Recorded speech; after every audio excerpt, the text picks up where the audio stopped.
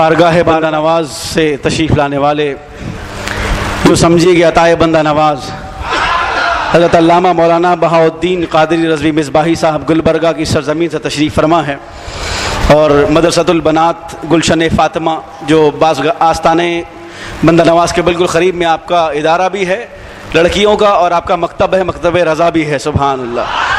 حضرت کا عنوان ہے عقیدہ ختم نبوت اور فرقہ قادیانیت و مہدیت کا رد۔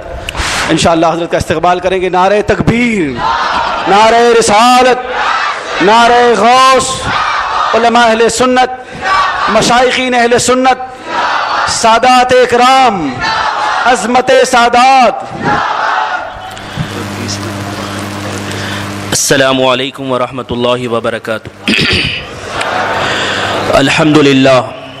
الحمد للہ الذی ہدانا سواء الطریق وجعل لنا التوفیق خیر رفیق، والصلاة والسلام علی من ارسلہ ہدی هو بالاہتداء حقیق ونورا به الاقتداء یلیق، وعلی آلہ واصحابہ الذین سعیدوا فی مناہج الصدق بالتصدیق وسعیدوا فی معارج الحق بالتحقیق، اما بعد فقد قال الله تبارك وتعالى في القرآن المجيد والفرقان الحميد: ما كان محمد أبا أحد من رجالكم ولكن رسول الله وخاتم النبيين. صدق الله المولانا العظيم وبلغ. زندہ باد، نعرہ تکبیر، نعرہ رسالت، نعرہ غوث، مسلک اعلی حضرت حضور شہباز دکن، فیضان سرکار مفتی اعظم ہند، فیضان اعلی حضرت، فیضان تاج الشریعہ حضور شہباز دکن، حضور شہباز دکن، حضور شہباز دکن، سنیوں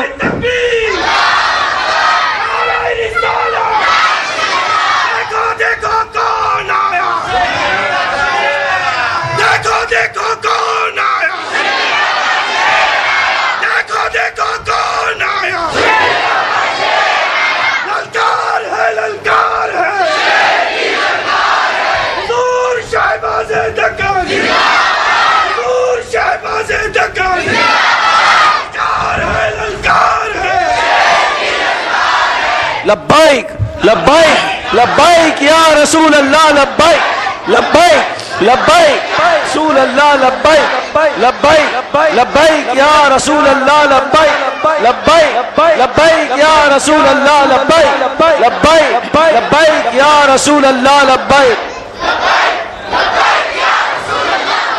سبحان اللہ۔ مائک پر حضرت مولانا مفتی بہاؤالدین صاحب قبلہ۔ اسٹیج پر رونق افروز علماء ذوی الاحترام و سجادگان اعظام، اور خصوص بالخصوص دکن کی دھڑکن حضور شہباز دکن، اور تمام سامعین، السلام علیکم ورحمۃ اللہ وبرکاتہ۔ پردہ نشین میری ماں بہنیں وہ بھی سلام کا جواب دیں۔ میں نے جو آیت کریمہ پڑھی، اللہ تبارک و تعالی سورۃ الاحزاب میں ارشاد فرماتا ہے: ما کان محمد ابا احد من رجالکم ولکن رسول اللہ وخاتم النبیین وکان اللہ بکل شیء علیما۔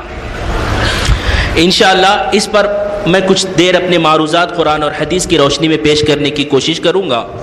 قبل اس کے آئیے ہم اور آپ اپنی اور ساری کائنات کے مرکز عقیدت حضور رحمت للعالمین طٰہٰ و یاسین فخر آدم و بنی آدم خلیفۃ اللہ العظم حبیب پروردگار دونوں عالم کے مالک و مختار احمد مجتبیٰ محمد مصطفیٰ صلی اللہ تعالیٰ علیہ وسلم کے دربار گوہربار میں عقیدتوں کی ڈالیاں محبتوں کی تھالیوں میں سجا کر بآواز بلند درود پاک پڑھنے کی سعادتیں حاصل کر لیں۔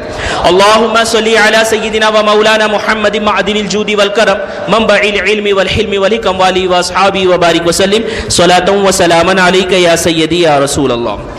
معزز سامعین، جیسے کوئی شخص غیر مسلم ہے، وہ اگر اسلام میں داخل ہونا چاہتا ہے تو اس کا ایک طریقہ ہے، پروسیجر ہے کہ وہ اسلام کی بنیادی ان تمام باتوں کا دل سے اقرار کرے، تصدیق کرے، زبان سے اقرار کرے، دل سے تصدیق کرے جو حضور اللہ کی طرف سے لائے ہیں۔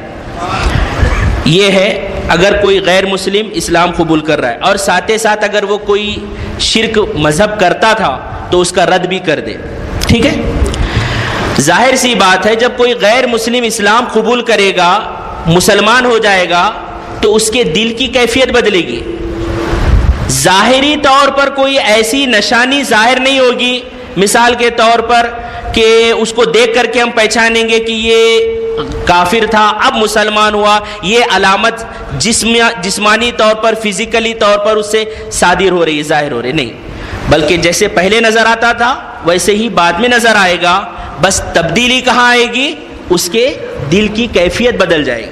تصدیق قلب کی وجہ سے وہ مسلمان کہلایا جائے گا. جی، دینی قطعی جو بالکل متواتر چیزیں ثابت ہیں ان کے اقرار سے، ان کی تصدیق سے مسلمان ہوتا ہے، جس کو موٹی زبان میں شریعت کی اصطلاح میں ضروریات دین کہا جاتا ہے. کیا کہا جاتا ہے؟ ضروریات دین. ضروریات دین اس کو کہتے ہیں، علماء بھی جانے، عوام بھی جانے، ہر عالم بھی جانتا ہے اور ہر عام انسان بھی جانتا ہے. حضور صدر الشریعہ نے یہاں پر عام انسان سے مراد فرمایا ہے. عام انسان سے مراد وہ ہے جو علماء کی صحبت میں بیٹھتا ہے. کس کی صحبت میں بیٹھتا ہے؟ عالم کی صحبت میں بیٹھنے والا عام. اور جو عام عالم کی صحبت میں نہ بیٹھے وہ عوام بھی نہیں ہے. عالم کی صحبت میں جو بیٹھے وہ عام انسان ہے. عام انسان بھی جانے اور عالم بھی جانے. جیسے اللہ ایک ہے، اس کو سب جانتے نہیں جانتے؟ عام بھی جانتا ہے، عالم دین بھی جانتا ہے. حضور علیہ الصلوۃ والسلام اللہ کے رسول ہیں، نبی ہیں. جنت ہے، دوزخ ہے، قبر ہے، حشر ہے، نشر ہے. یہ جو موٹی موٹی باتیں ہیں جو بالکل عالم بھی جانے اور عام انسان بھی جانے، عام مسلمان بھی جانے، اس کو کیا کہتے ہیں؟ ضروریات دین کہتے ہیں. کیا کہتے ہیں؟ ضروریات دین. ضروریات دین کے اقرار سے آدمی مومن ہوتا ہے اور ضروریات دین کے انکار سے آدمی کافر ہو جاتا ہے. کیا ہو جاتا ہے؟ اب ضروریات دین بہت سارے ہیں. مثال کے طور پر 5 وقت کی نماز ضروریات دین سے ہے. حج ضروریات دین سے ہے، اس پر ایمان لانا.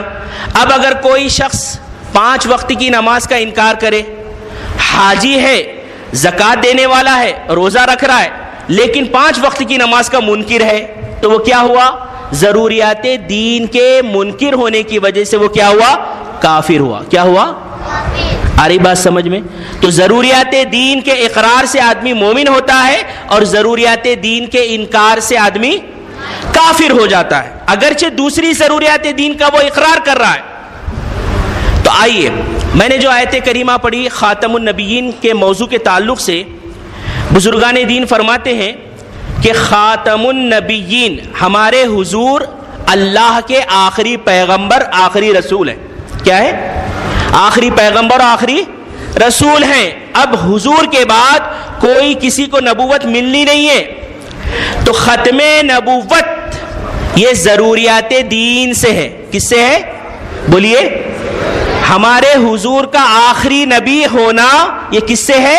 ضروریات دین سے ہے. گویا کہ اگر کوئی شخص حضور کو آخری نبی نہ مانے، حضور کو آخری نبی نہ مانے، تو وہ دوسرے ضروریات کے اقرار کے باوجود بھی وہ مومن نہیں رہے گا، کافر رہے گا. کیا رہے گا؟ آپ دیکھیں مسئلہ ختم نبوت کا کتنا نازک مسئلہ ہے، کتنا حساس مسئلہ ہے، جس کی بنیاد پر صحابہ کرام نے ہزاروں کی شہادت قبول فرمائی، لیکن ختم نبوت کے منکرین سے کمپرمائز اور صلح کی کوشش نہیں فرمائی. کیوں؟ کیونکہ ان سے صلح کی گنجائش ہی نہیں ہے. ختم نبوت کے منکر وہ ایسے کافر ہیں کہ اب ان کے جو ہے کفر میں شک کرنے کی بھی گنجائش نہیں ہے. عزیزان محترم، آپ کو اندازہ ہے رسول اکرم صلی اللہ تعالی علیہ وسلم جب اس دنیا میں تشریف لائے، میرے آقا کے عظمت اور مقام و مرتبے کو دیکھ کر کئی ایسے عزت و جاہ کے لالچی لوگ، کئی ایسے لوگ جو بالکل مال و دولت کے حریص لوگ تھے، ان کے دلوں میں بھی انگڑائی لینا شروع کی کہ ہم بھی چلیے نبی ہونے کا اعلان کر دیں گے۔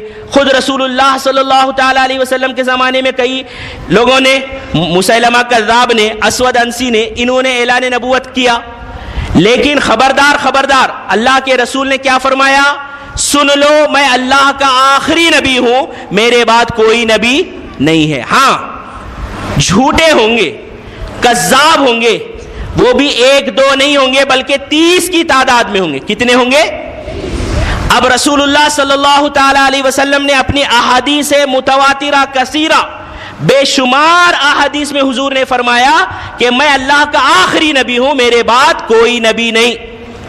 آپ غور کریں، حضرت عمر فاروق کے بارے میں فرمایا اگر نبوت ہوتی، میرے بعد اگر کوئی نبی ہوتا، اگر ہوتا تو عمر ہوتے۔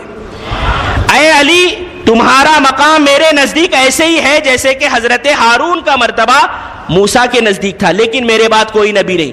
آپ غور کریں، جب وہ ذاتیں جن کے راستے پر چلنے کی بنیاد پر شیطان اپنا راستہ بدل دیتا تھا، اللہ کے رسول فرماتے ہیں عمر فاروق کی زبان پر حق بولتا ہے، ویسی شخصیتیں نبی نہ ہو سکی، تو آج کے زمانے میں کوئی ایک آنکھ کا کانا وہ شخص نبوت کا دعویٰ کرتا ہے، تو کیسے اس بات کو ہضم کیا جا سکتا ہے؟ عزیزان محترم، یاد رکھیے، قرآن پاک کی کچھ آیتیں ایسی ہوتی ہیں جن کا معنی بالکل ظاہر ہے، اس میں کسی طرح کی کوئی تعویلات، کوئی جو ہے تخصیص وغیرہ نہیں ہوتی۔ مثال کے طور پر اقیموا الصلاۃ، نماز قائم کرو، نماز قائم کرو۔ اب اس میں کوئی تعویل ہے، کوئی تخصیص ہے، بھئی اس طرح کی نہیں، اس طرح کی، ایسی نماز نہیں، ویسی نماز نہیں۔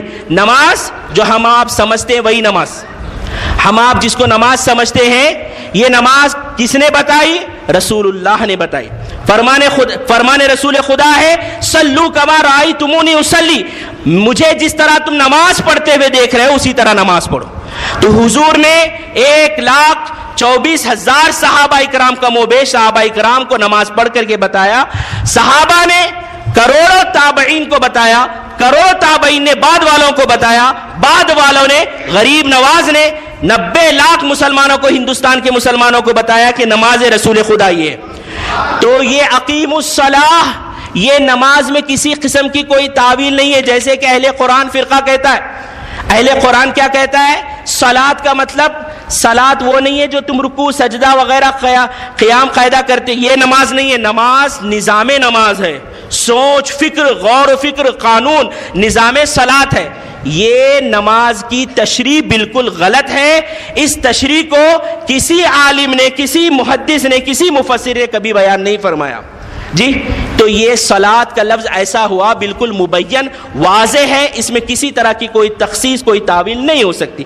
اب اگر کوئی کہہ رہا ہے، اہل قرآن فرقے کا ایک شخص کہہ رہا ہے بھائی میں نماز پڑھتا ہوں، نماز کا اقرار کرتا ہوں، لیکن میں وہ نماز نہیں مانتا جو آپ نماز پڑھتے ہیں، تو بولیے وہ نماز کا منکر ہوا کہ نہیں ہوا؟ بولو یار، بول رہا ہے نا، اقیم الصلاۃ پر ایمان ہے میرا، اقیم الصلاۃ کو مانتا ہوں، لیکن نماز وہ ہے جو آپ پڑھ رہے ہیں میں اس کو نہیں مانتا، تو بولیے یہ نماز کا منکر ہوا کہ نہیں ہوا؟ ہوا۔ کیوں؟ کیونکہ اقیم الصلاۃ کا وہ معنی جو اجماعی معنی ہے، تمام مفسرین، تمام مسلمانوں کے 1400 سال کے مسلمانوں کا اجماعی مسئلہ ہے، وہی نماز ہے جو ہم اور آپ نماز پڑھتے ہیں۔ ٹھیک ہے، اب خاتم النبیین، خاتم النبیین کا کیا معنی ہے؟ حضور نے خاتم النبیین کا کیا معنی بیان فرمایا؟ آخری نبی۔ کیا بیان فرمایا؟ بولو۔ حضور نے بیان فرمایا، صحابہ نے بیان فرمایا، تابعین نے، تبع تابعین نے، 1400 سال، تقریباً 1350 سال تک کسی نے بھی خاتم النبیین کا معنی آخری نبی کے علاوہ کوئی اور معنی نہیں بتایا۔ لیکن جو جماعت نماز روزے کی تبلیغ کے نام پر دنیا بھر میں مشہور ہے کہ یہ لوگ بیچارے نماز کی دعوت دیتے ہیں، اسی جماعت کے بڑے ادارے کے زبردستی کے بانی، حقیقی بانی نے، زبردستی کے بانی قاسم نانوتوی نے سب سے پہلے یہ شوشہ چھوڑا کہ خاتم النبیین کا معنی آخری نبی نہیں، افضل النبی ہے۔ کیا ہے؟ افضل النبی. اب اگر کوئی سنی کو حضور تو افضل ہیں بھائی، حضور کے افضل ہونے کا انکار کون کر سکتا ہے؟ نہیں کر سکتا. قاسم نانوتوی بول رہا ہے خاتم النبیین کا معنی افضل النبی آتا. تمام مفسرین کہہ رہے ہیں کہ خاتم النبیین کا معنی آخری نبی آتا. ہمارا کہنا بھی یہی ہے کہ حضور افضل النبی ہیں کہ نہیں؟ ارے ہمارا تو ہمارے امام نے تو فیصلہ ہی کر دیا، سب سے اعلیٰ و اولا، سب سے بالا و والا، سارے اونچوں میں اونچا، سمجھیے جسے ہے اس اونچے سے اونچا ہمارا نبی. انبیاء سے کروں عرض کیوں مالکو، کیا نبی ہے تمہارا؟ ہمارا نبی قرنوں بدلی رسولوں کی ہوتی رہی، چاند بدلی کا نکلا. عزیزان محترم، ہمارا تو عقیدہ ہے کہ ہمارے رسول افضل المرسلین سید النبیین ہیں، لیکن خاتم النبیین کا معنی افضل النبی نہیں آتا. دھوکہ دیکھیے کیسے دیا جا رہا ہے. خاتم النبیین کا معنی افضل النبی نہیں آتا. قرآن کی دیگر آیتوں سے تلک الرسل فضلنا بعضهم علی بعض انا اعطیناک الکوثر ورفعنا لک ذکرک وغیرہ وغیرہ بہت ساری آیتیں ہیں جن آیتوں کی روشنی میں میرے آقا افضل الانبیاء والمرسلین ہیں.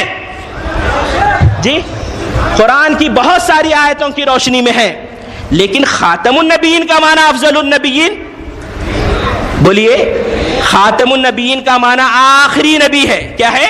آخری نبی ہے. تو مال و دولت کے لالچیوں نے یہ سمجھ لیا کہ نبوت ایک ایسا ہے کہ اس کو آزمایا جائے، چلی تو چلی نہیں تو پھر پتلی گلی. اس لیے یہ نبوت کا حربہ ہر زمانے میں دولت کے لالچیوں نے آزمایا. لیکن 12ویں صدی میں 13ویں صدی میں مرزا غلام احمد قادیانی کا جو فتنہ اٹھا، یہ فتنہ کوئی معمولی فتنہ نہیں تھا، بلکہ اس فتنے پر ہندوستان کی گورنمنٹ جو اس وقت انگریز گورنمنٹ تھی، انگریز گورنمنٹ کی پشت پناہی اس فتنے کو حاصل تھی. بہت زیادہ مال و دولت لگا کر کے اس فتنے کو جنم دیا گیا، پالا گیا، بڑا کیا گیا. آج اس کی شاخیں پوری دنیا میں پھیل گئی ہیں. قادیانی جماعت کی شاخیں اور ان کے افراد اور ان کا مشن آج ہم مسلمانوں کے لیے لازم اور ضروری ہے. ہم جو رسول اللہ کی غلامی کا دم بھرتے ہیں، ہم رسول اللہ کو آخری نبی مانتے ہیں، ہم پر کچھ ذمہ داریاں عائد ہوتی ہیں کہ جہاں رسول اللہ کی ختم نبوت پر ڈاکہ زنی کرنے کی کوشش کی جا رہی ہے، وہاں پر ہم اپنے تن من دھن سے تمام چیزوں سے بیدار ہو کر کے ہم اپنے گھروں کو محفوظ کریں، ہم اپنے خاندانوں کو محفوظ کریں، ہم اپنے معاشرے کو محفوظ کریں. عزیزان محترم، دیکھیے یہ بات کتنی یہ ہے، بہت ہی مشہور بات ہے، اتنی سرل سادی بات کہ حضور آخری نبی ہے، کہ حضور کے بعد کوئی نبوت کا دعویٰ کرے تو وہ جھوٹا ہے، کذاب ہے، کافر ہے. اس کو ماننا اپنے آپ کو دائرہ اسلام سے خارج کرنا ہے. ہونا تو یہ چاہیے تھا، یہ فرقہ، یہ اس فرقے کا بانی جس دن پیدا ہوا، جس دن اس نے اعلان کیا، اسی دن اس جماعت کا کام ختم ہو جانا چاہیے، آگے نہیں بڑھنا چاہیے، کیونکہ سیدھی سیدھی بات ہے، ٹوٹل غلط ہے. لیکن اس کے باوجود ان کا کام بڑھا، آگے چلا. کئی لوگ ان سے اٹیچ ہوئے، آج بھی اٹیچ ہو رہے ہیں، تعلقات بڑھ رہے ہیں، ان کی تحریک آگے بڑھ رہی ہے. وجہ کیا ہے؟ وجہ یہ ہے کہ یہ لوگ اپنی تحریک میں، اپنے مشن میں لوگوں کو جوڑنے کے لیے مال و دولت کے خزانے کھول دیتے. اور آج کا انسان دولت، یہی نا رسول اللہ نے کیا فرمایا تھا؟ حب المال رأس کل خطیئۃ او کما قال. حضور نے فرمایا تھا مال و دولت کی محبت تمام گناہوں کی جڑ ہے. پیارے، اگر ہمارے پاس مال و دولت نہیں ہے، مال زر کثیر نہیں ہے، تو کوئی گھبرانے کی بات نہیں. الحمدللہ ہمارے پاس جو ایمان ہے، یہ ایمان کروڑوں سے بھی قیمتی ہے. اس کی قدر و قیمت ہمیں قبر میں پتہ چلے گی، حشر میں پتہ چلے گی انشاءاللہ تبارک و تعالی. اس دولت کے آگے کبھی بھی اپنے آپ کو خلاش فقیر محسوس نہیں کرنا، بلکہ ہم اپنے آپ کو ہمیشہ، الحمدللہ ہماری دولت تو سرکار مدینے والے آقا ہے. اعلیٰ حضرت فرماتے ہیں ہم غریبوں کے آقا پہ بے حد درود، ہم فقیروں کی ثروت پہ لاکھوں سلام. ایک مرتبہ بآواز بلند درود پاک پڑھیں. اللہم صلی علی سیدنا و مولانا محمد معدن الجود والکرم وآلہ واصحابہ وبارک وسلم. عزیزان محترم، ان قادیانیوں نے تقریباً پاکستان میں 2 مرتبہ فتنہ اٹھایا. 1974 میں باضابطہ طور پہ علماء اہل سنت کی بے شمار قربانیوں کی بدولت یہ قادیانی فرقہ پوری دنیا سے محدود سمٹ کر کے پاکستان میں محبوس ہو گیا مقید ہو گیا. کچھ کام آگے چل رہا ہے ان کا دور دراز پر، لیکن اہل سنت کے علماء کی قربانیاں اور ان کی کارستانیاں دیکھیے آپ. لوگ کہتے ہیں کہ رضویہ کیا کرے، رضوی کیا کرتے ہیں. میں آپ کو بتاؤں الحمدللہ آج پوری دنیا پر قادیانیوں پر جو بریک ہے وہ رضویوں کے احسان کے تلے.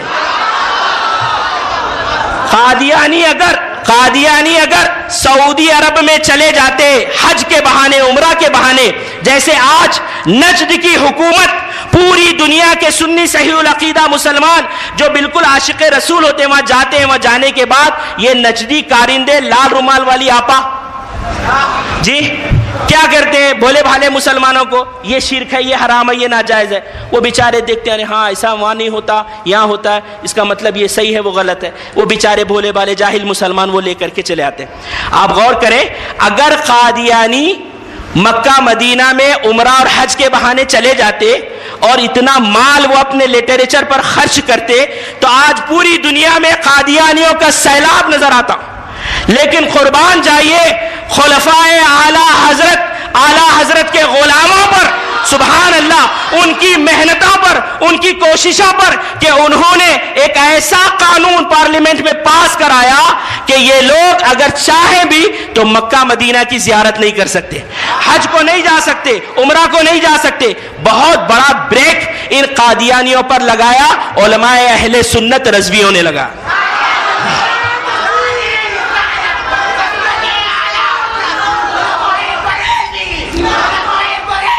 عزیزان محترم،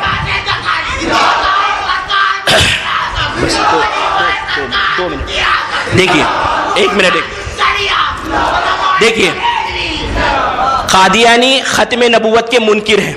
اسی طرح شیعہ کے کفریات میں ایک کفر یہ بھی ہے کہ وہ لوگ بھی ختم نبوت کے منکر ہیں، کیونکہ ان کے پاس جو ہے نا امام کا جو عقیدہ ہے نا وہ امام کو نبی کے درجے پہ بٹھاتے ہیں. امام معصوم، امام کے پاس جو ہے امام پر ایمان لانا فرض. تو شیعہ بھی کافر ہیں، اس کی وجہ کیا ہے؟ وہ بھی ختم نبوت کے منکر ہیں. اسی طرح مہدوی فرقے کے لوگ یہ بھی کافر ہیں. کیوں کافر ہیں؟ کیونکہ یہ لوگ بھی اپنے محمد جونپوری کو یہ امام مانتے ہیں، اور امام کیسا؟ نبی، یعنی کہ اس پر ایمان لانا ضروری. اگرچہ نام انہوں نے مہدی رکھا ہے لیکن وہ بھی ختم نبوت کے منکر ہیں. کیوں؟ کیونکہ وہ اپنے امام کو محمد جونپوری کو نبی کے درجے پر فائز مانتے. لہٰذا میں تمام سنی مسلمانوں سے گزارش کروں گا کہ آپ اپنے بچیوں کا لین دین، رشتہ داریاں وغیرہ یہ سب سنی صحیح العقیدہ میں کریں، نہ مہدی فرقے میں کریں، نہ قادیانیوں میں کریں اور نہ رافضیوں میں کریں. اللہ تبارک و تعالی حضور شہباز دکن کے سائے کو ہم سب پر تا عمر دراز فرمائے اور حضرت کے فیوز و برکات سے دکن کو مالا مال فرمائے. آمین آمین. وآخر دعوانا الحمدللہ رب العالمین. السلام علیکم.